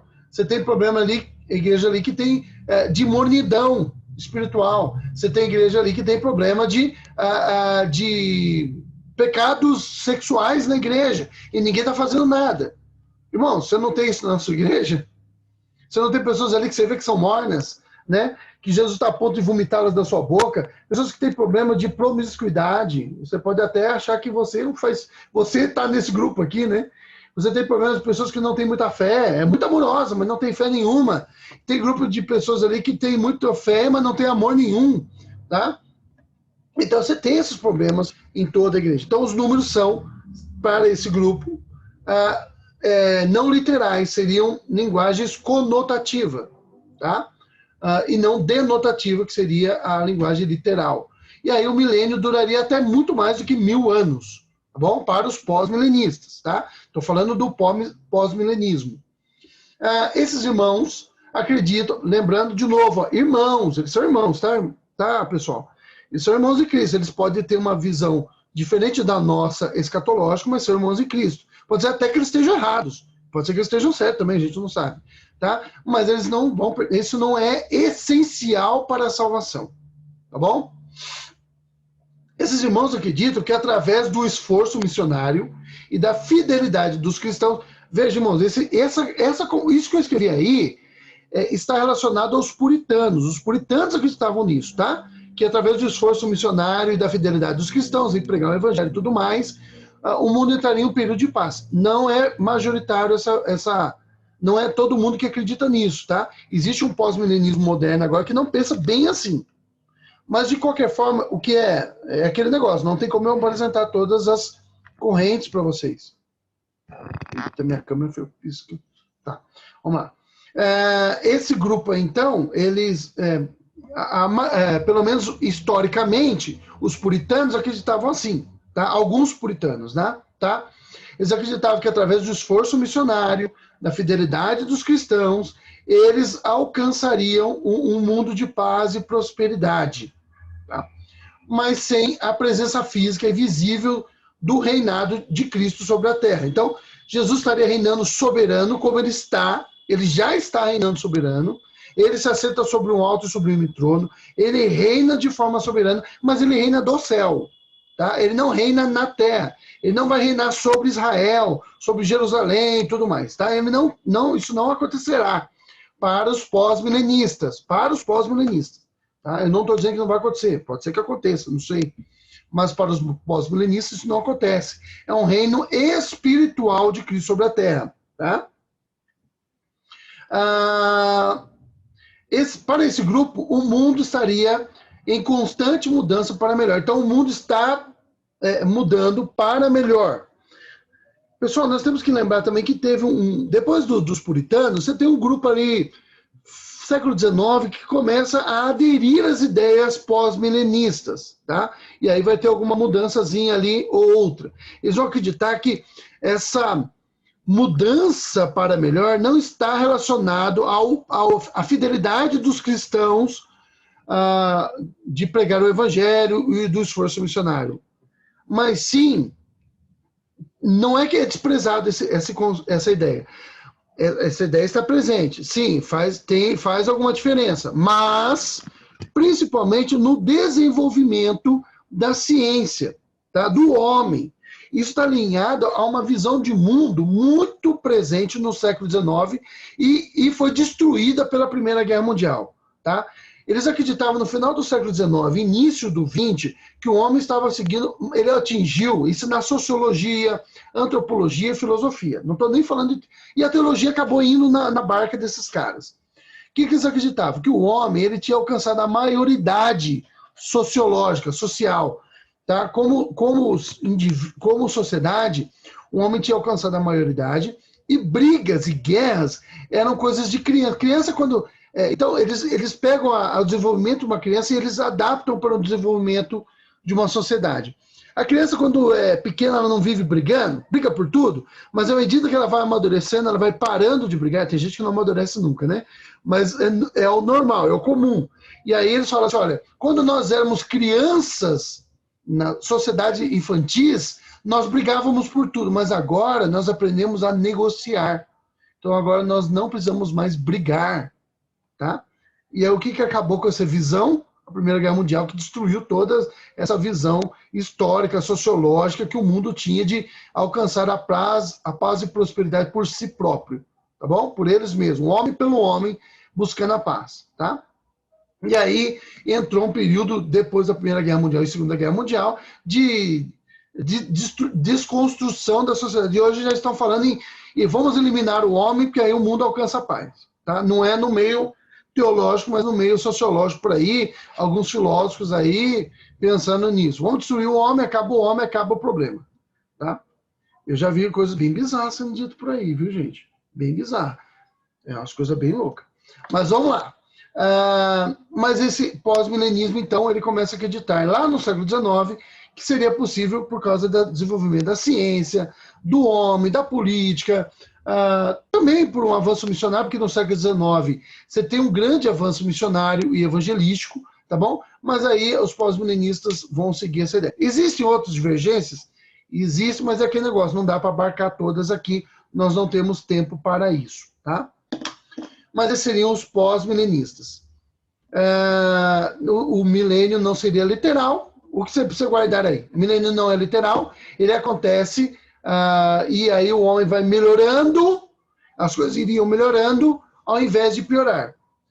Bom, isso entra em conflito com alguns textos bíblicos e não é isso que nós temos visto no mundo, tá bom?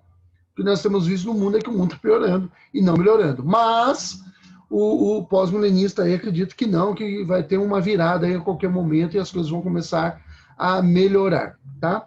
Vamos seguir aqui. E o grupo amilenista. Eu deixei ele por último, porque vocês vão ver que essa é a posição da Confissão de Fé de Westminster, tá? Alguns cristãos acreditam que o arrebatamento acontecerá após o milênio. Igual o pós-milenista, tá vendo? Só que a forma de enxergar o milênio é um pouco diferente dos pós-milenistas, tá?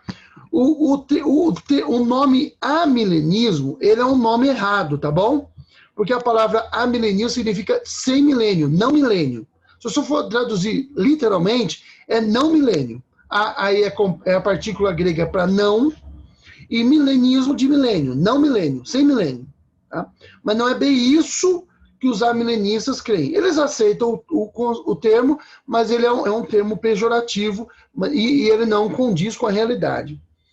Os amilenistas acreditam no milênio, da mesma forma que os pós-milenistas, mas para eles o milênio não é um reino literal, é um reino espiritual. Ele estaria, se essa visão estiver certa, acontecendo agora mesmo.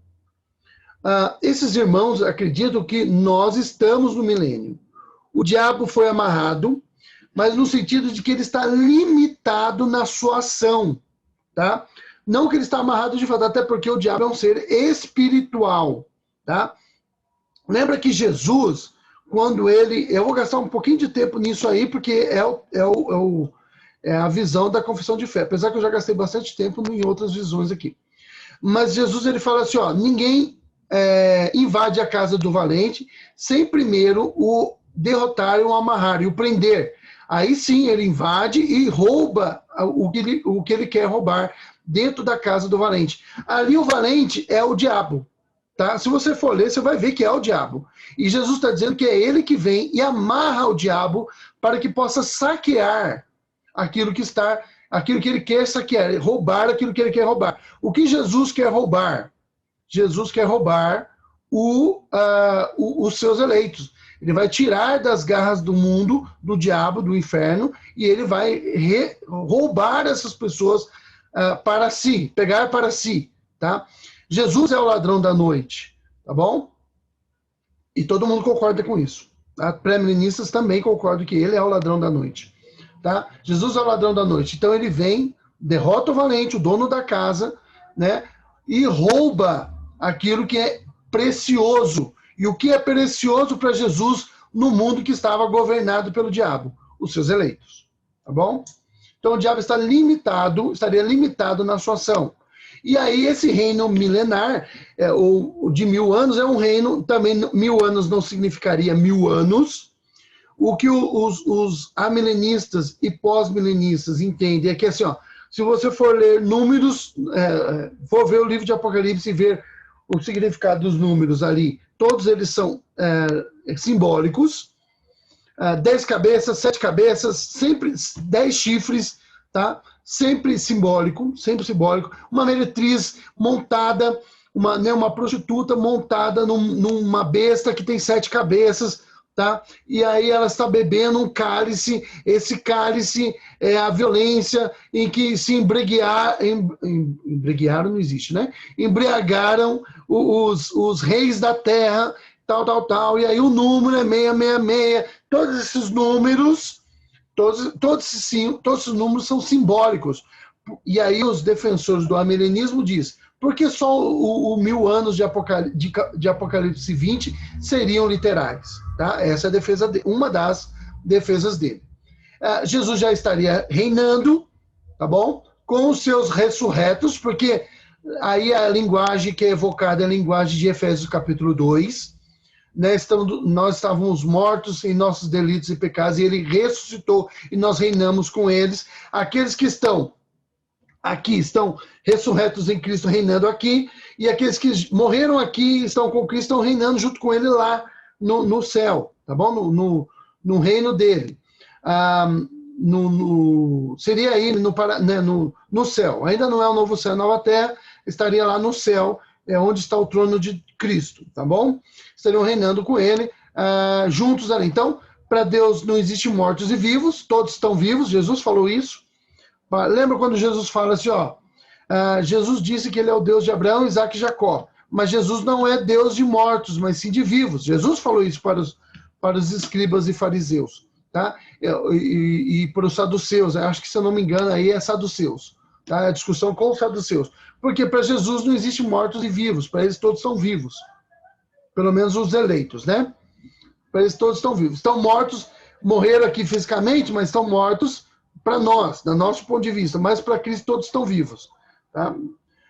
Então estariam reinando com ele, e aí esse reinado é esse reinado que é agora. Jesus é o soberano do mundo e ele governa. Mas e a promessa para Davi? Está sendo cumprida. Jesus é o descendente de Davi e ele reina sobre as nações, tá? Como sendo regendo o mundo. Todas as coisas que acontecem em última instância porque Cristo quis, tá? Porque Deus quis. Então ele é o rei que reina. E aí o salmista diz, regozijem-se todos os povos. E outras vezes ele diz, tremam as nações. Tá bom? Então, aqueles que amam a Cristo se alegram porque Jesus reina. Mas aqueles que são inimigos de Cristo tremam porque ele reina. O mundo entraria em um período de paz e prosperidade, mas sem a presença física e visível do reinado de Jesus sobre a terra. Esse aí é paz e prosperidade. Eu não corrigi aqui, é do pós-milenismo. Eu fui aproveitar o slide e eu vou arrumar, tá? Antes de mandar para vocês. Seria esse período aqui que nós estamos vivendo. Quando começaria o milênio, tá? Para os amilenistas. Não, é que eu voltei o slide. Entendi. Vamos lá. Por isso que deu diferença aqui. Então, desculpa, apaga o que eu acabei de falar aí que eu tinha errado, é que eu tinha voltado do slide sem perceber. Esses irmãos acreditam que estamos no milênio, tá? O diabo está limitado em sua capacidade de enganar as nações, tá? Certinho. O Cristo governa soberano no universo, certinho, tá? Para os amilenistas, o livro de Apocalipse possui uma linguagem conotativa e não denotativa, já falei isso. E não faria sentido apenas o capítulo 20 estar na linguagem denotativa. Já falei isso também. Para este grupo, a tribulação acontecerá ao final dessa era que nós estamos vivendo, quando começa o milênio para os amilenistas. Assim que Jesus subiu, tá? Ele fala várias vezes, inclusive, o reino de Deus está próximo, ou o reino de Deus é chegado, tá? É chegado o reino de Deus. Jesus fala isso o tempo todo lá no Evangelho, deixando claro que ele está inaugurando o reino de Deus. Mas tem coisas que não se cumpriram, e isso é aquilo que nós chamamos na teologia, de escatologia inaugurada. É aquilo que nós falamos que o já e o ainda não. Tá? Então, muitas das coisas já estão se cumprindo, outras já se cumpriram, algumas estão se cumprindo e outras ainda vão se cumprir. Tá? É a teologia que nós chamamos de teologia inaugurada. O reino de Deus foi inaugurado e as coisas estão acontecendo. Tá? E é assim que Jesus subiu, o reino de Deus o milênio começou e nós estamos no milênio agora. Tá? Não tem paz e prosperidade, é isso que nós temos aqui. Esse mundo que nós temos é o reino de Cristo. A paz e prosperidade vai acontecer depois que for estabelecido novos céus e nova terra, tá bom? Não seria no milênio, então, seria no porvir, tá? No porvir, na eternidade, aquilo que todas as linhas chamam de eternidade, quando estariam todos com Cristo para sempre, tá? No final desse período, o diabo enganaria, é o período da grande tribulação, tá?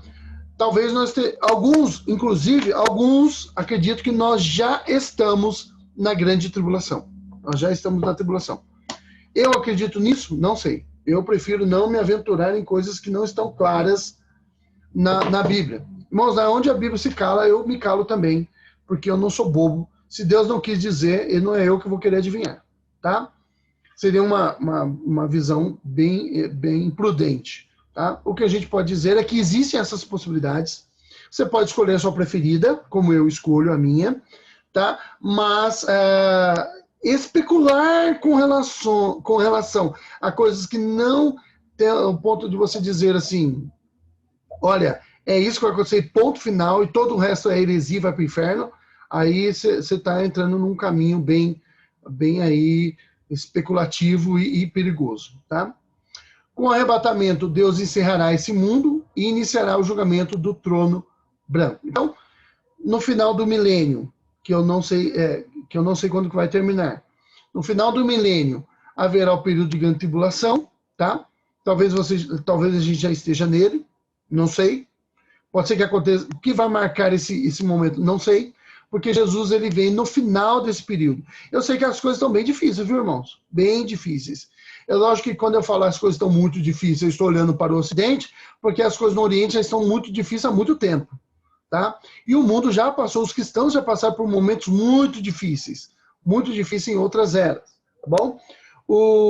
Os amilenistas não acreditam que Jesus vai poupar a igreja da tribulação. Eles não creem nisso. Então, a igreja passará pela grande tribulação, tá? Mas no final disso, Jesus viria e com a vinda dele encerraria o mundo, tá bom?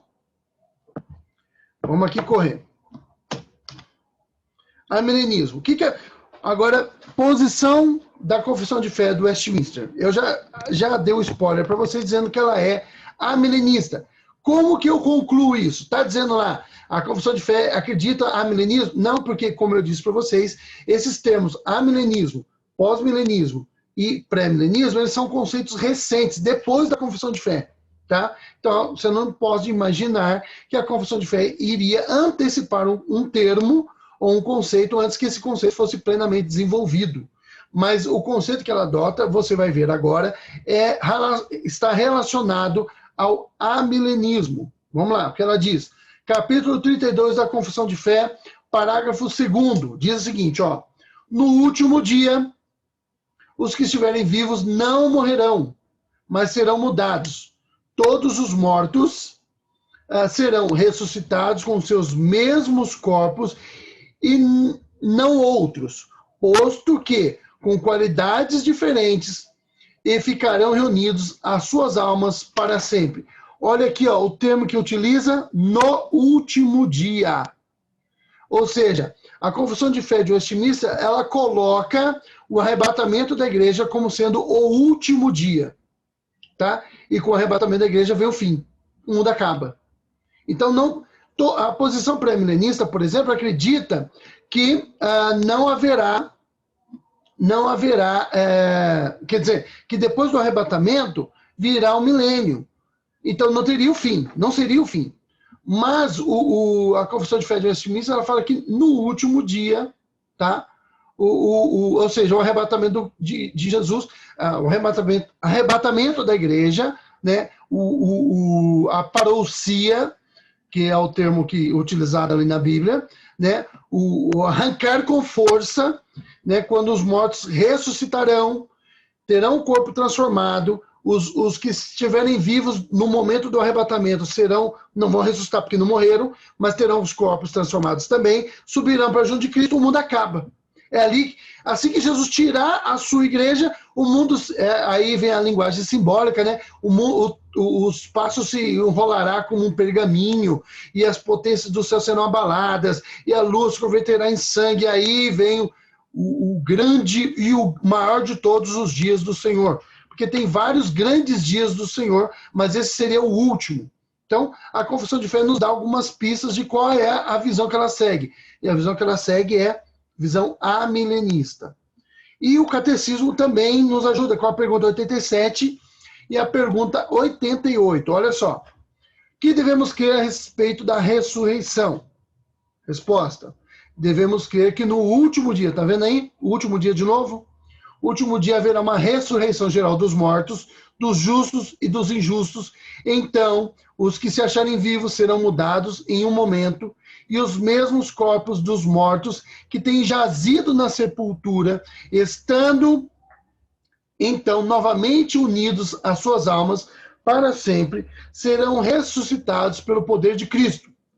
Os corpos dos justos pelo Espírito, e em virtude da ressurreição de Cristo, como cabeça deles, serão ressuscitados em poder, espirituais e incorruptíveis, e feitos semelhanças ao corpo glorioso de Jesus, né? E os corpos dos ímpios serão por ele ressuscitados para vergonha, como por um juiz ofendido. Ou seja, aí ele está dizendo, no último dia, Jesus vai ressuscitar os mortos, vai transformar o corpo deles, e eles vão para junto de Cristo, corruptível, e aí fala a qualidade desses aí, tá? Mas no último dia também, que é o dia do arrebatamento, os ímpios também ressuscitarão, tá?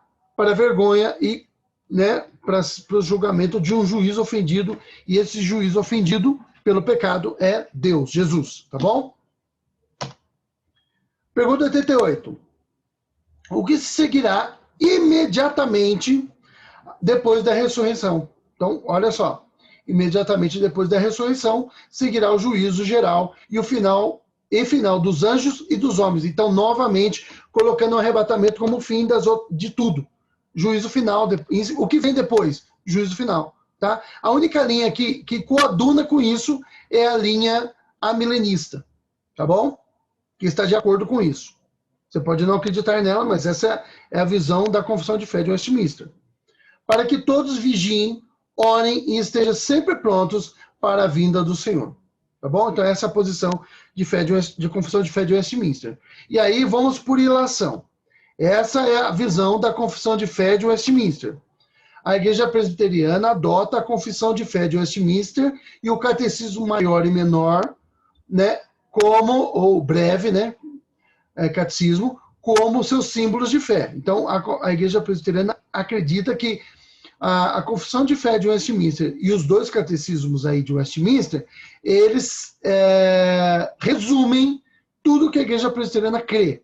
Se assim é, então, logo, a posição... aí, Guilherme, eu pretendo responder a sua pergunta. A posição oficial da Confissão de Fé de Westminster e, por consequência, a Confissão de Fé, a posição oficial da Igreja Presbiteriana é a posição amilenista.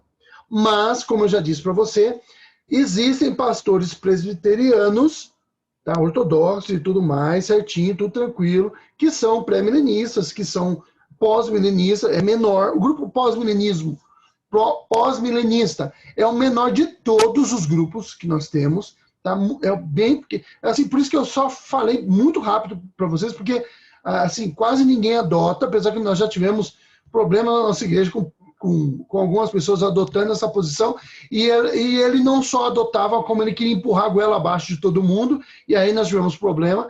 Nem nós que somos amilenistas empurramos goela abaixo o amilenismo de todo mundo, ele está querendo empurrar, e aí esse cara foi embora da nossa igreja, tá bom? Ele foi embora porque ele quis, ninguém expulsou, ele falou, ele não falou com esses termos, mas ele quis dizer que nós somos hereges e foi embora, tá? Ele quis basicamente dizer isso. Ele também tinha outros problemas, também não era só esse, ele tinha outros problemas teológicos também, ele entrou em conflito com muita gente da igreja e ele acabou indo embora porque ele falou que nós não éramos salvos e ele queria ir para uma igreja mais ortodoxa do que a nossa.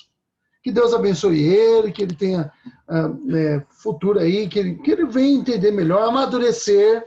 Esse é o problema de você muito jovem, querer, né, imaginar que você sabe tudo, porque a gente é jovem, a gente fala algumas besteiras. Eu já fui jovem também, eu falei bastante besteira. Bom? Parece, Diogo, parece que ele tá na igreja presbiteriana conservadora. Conservadora. Mas eu tenho um professor meu que é pastor da igreja presbiteriana conservadora, e ele também não é pós-milenista, não. Então, você vê, nem lá entre eles você tem um... E esse pastor professor meu, que é da conservadora, ele acredita que nós já estamos na grande tribulação. Enfim, pode ser que ele esteja certo, eu não sei. A gente não sabe, tá? Mas ele é amilenista. Tá bom? Bem, deixa eu passar um gráficozinho para vocês, só para vocês entenderem, mas eu já estou acabando a aula, tá? Eu prometo que em 5 minutos eu termino, pelo menos eu encerro aqui a apresentação. Então, deixa eu minimizar aqui a vocês aqui. Deixa eu sumir. Eu fico um quadradinho. Pronto. Bem, o pré-milenismo clássico, ou histórico, a coisa seria mais ou menos assim, tá? Eu não vou explicar esse gráfico, porque eu vou mandar para vocês. Vocês podem ler. Mas assim seria o gráfico de... Eu peguei na internet isso aqui, tá bom? Não fui eu que criei esse gráfico aqui, não se encontra ele na internet, mas eu já mando ele para você não precisar procurar. Tá? Essa é a visão do pré-milenismo clássico, tá? Como seria a ordem das coisas para essa visão, o histórico. O dispensacionalista. Bom, aí tem um problema, né? Porque o dispensacionalista, ele tem alguns fragmentos dentro dele, mas eu dei a linha geral aí, tá? Que não é minha também, eu peguei na internet. E aí, essa aqui é a visão deles, a visão do amilenismo, tá? Depois eu mando o gráfico para vocês, ele é autoexplicativo.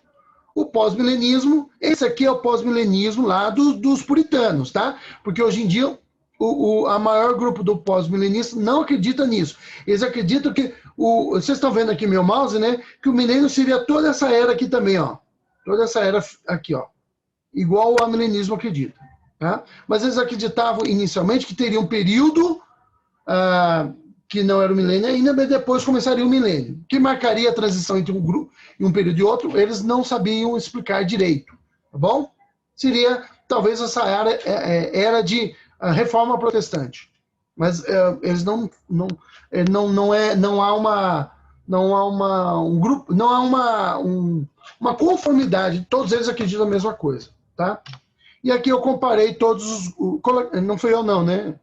Eu comparei porque eu coloquei aqui, mas não sou eu, esse gráfico também está na internet, tá? Cada um deles aqui sobrepostos aqui para você possa ter uma visão de tudo que nós falamos hoje aqui. Irmãos, foi isso. Eu vou encerrar aqui nosso espelhamento. De tudo que nós falamos, que foi um monte de coisa. Que talvez você não tenha entendido nada. Mas eu tentei explicar da melhor forma possível. Deu para entender alguma coisa? Deu para ter uma ideia do que seriam essas visões? Nós estamos com muita gente... estou com 2 mensagens aqui no bate-papo. Deixa eu ler aqui. Scofield, isso, o Guilherme colocou aqui o nome Scofield aqui para vocês. Deuteronômio 29, 29, Danilo Dávila. Mas, Danilo, eu não sei de quando foi que você colocou esse comentário, então eu não sei do que nós estamos falando aqui quando você mencionou. Se você quiser abrir o microfone e explicar para mim do que eu falei que você colocou Deuteronômio 29, 29, eu ficaria mais fácil de hoje. É que eu falei muita coisa hoje, Danilo. Deixa eu ler. Não, tranquilo. Não, eu digo assim, eu digo naquela parte que as coisas não é tudo revelado, né? Então a gente, até aonde é revelado, a gente, né? Sim, 29, 29, eu vou ler para vocês, diz assim: as coisas encobertas pertencem ao Senhor, nosso Deus, porém a revelada nos pertence. A nós, aos nossos filhos, para sempre, para que cumpramos todas as palavras dessa lei. Isso. Tem coisas que não está claro na Bíblia, Deus não quis deixar claro, tá? Serve aí para o nosso exercício, para a gente quebrar a cabeça, mas é para nos manter atentos e não preguiçosos. Se ele desse tudo muito clarinho, o Lutero falou, se não fossem as seitas e heresias, ele fala só heresia, né? Para nos movimentar, nós dormiríamos o sono da morte, da indolência. Então, é isso aí, tá bom? São coisas encobertas, a gente não consegue, a gente pode tentar compreender, devemos tentar compreender, mas devemos ter a humildade de reconhecer que não temos todas as respostas, tá? Mais alguma dúvida aí? Alguma coisa? Oi, Diogo, eu tenho uma dúvida, na verdade. Fala. Bom, primeiramente, queria sugerir que no ano de 2021 a gente conseguisse ter mais estudos, né, a respeito assim do assunto, né, um assunto bastante chamativo, né, e é apenas uma sugestão, né. Uhum. A minha questão é assim, quanto à conversão das pessoas nesse período dentro das 3 visões, porque isso me traz um pouco de confusão, uma vez que eu entendo que depois que a igreja é arrebatada, e que o Espírito Santo de Deus se retira da terra, como haveria conversões? Então, né? Sim, termina. Eu sei que o pré-milenismo tem essa visão, né, de que após o arrebatamento da igreja ainda haverá uma oportunidade de conversão até a volta definitiva de Cristo, mas assim, qual seria a visão, as 3 visões, né, pós e amilenismo, quanto à conversão das pessoas nesse período? Tá. No período que você fala é o período da tribulação, da grande tribulação, né? Exato. Isso. Tá. Na verdade, Renato, o único grupo que tem alguma dificuldade com isso, para explicar isso, seriam os pré-tribulacionistas. Eu vou te dizer por quê. Porque para o amilenista, o período da grande tribulação, o Espírito Santo não vai embora, a igreja está aqui. Se o Espírito Santo está aqui, ele continua. Ô, Diogo, só um instantinho. Eu vou precisar me ausentar e agradeço aí, parabéns pela aula e agradeço a presença de todos, o interesse em aprender esse tema tão complicado. Deus abençoe a todos. Amém, amém. Irmãos, se mais alguém precisar sair, fique à vontade, viu? Não precisa nem me avisar, pode sair e fique tranquilo, tá? Mas deixa eu tentar explicar aqui rapidinho, Renata. Então, essa dificuldade é somente para os pré-milenistas. Isso, para os pré-milenistas. Por quê? Porque eles acreditam, na verdade, assim... vamos devagar. Para os pré-milenistas, porque eles acreditam que o Espírito Santo vai embora com a igreja. Então, sem o Espírito Santo, quem vai convencer as pessoas do pecado, do juízo e da justiça? Ninguém. Então, o amilenista, ele não acredita que o Espírito Santo vai embora. Ele acredita que o Espírito Santo está com a igreja e ele passa com a igreja durante a tribulação. Então, para eles, tranquilo, tá? Não tem problema nenhum, a igreja está passando, o Espírito Santo está com ela aqui e o Espírito Santo continua convencendo as pessoas. O pós-milenismo é difícil identificar, eu não consegui identificar se eles acreditam numa grande tribulação. Pode ser que eles pensem que exista essa grande tribulação, mas eu não consegui identificar, tá? E se algum pós-milenismo vai assistir esse vídeo depois, me perdoe se eu não consegui identificar.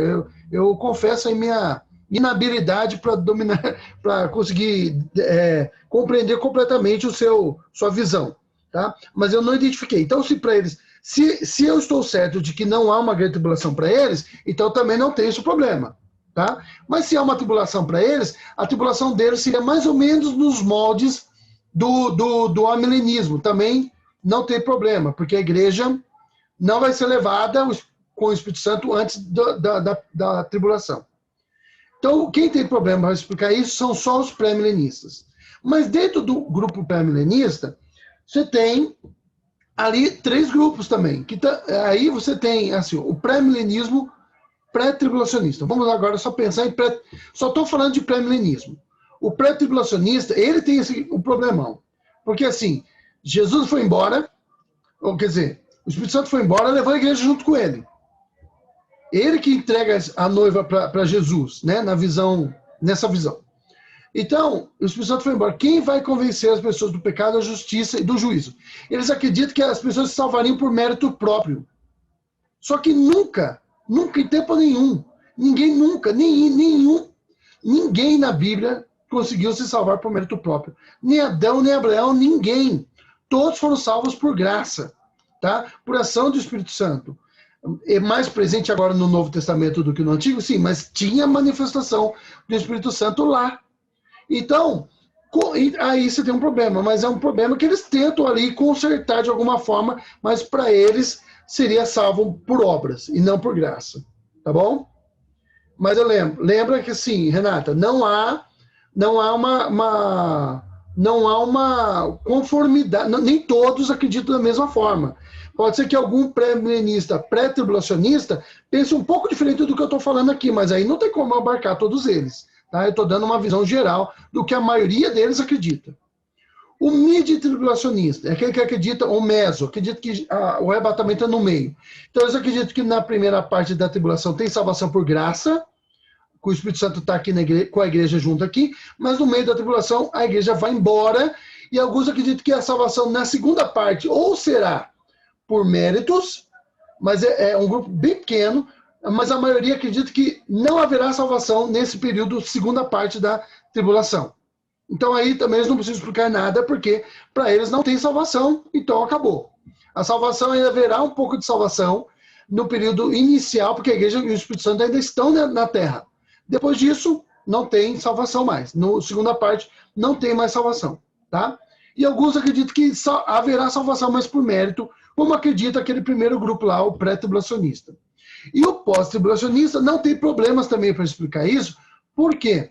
Porque o pós-tribulacionista acredita que a igreja passa por toda a tribulação, com o Espírito Santo junto com ela. Se a igreja está passando pela tribulação com o Espírito Santo continua aqui ainda convencendo as pessoas do pecado, da justiça e do juízo. Então, ele estará aqui, então as pessoas serão salvas por graça, pelo convencimento do Espírito Santo. Então, quem tem problemas é só o pré-tribulacionista. Ele tem problemas de explicar isso, tá? E eles não conseguem explicar muito satisfatoriamente, não, tá? Mas eles tentam lá explicar do jeito deles, tá bom? Consegui te ajudar? Conseguiu sim, Diogo, conseguiu. Obrigada, viu? Nada, que isso. Mais alguma dúvida, irmãos? Não? Deixa eu ver se tem alguma coisa aqui no...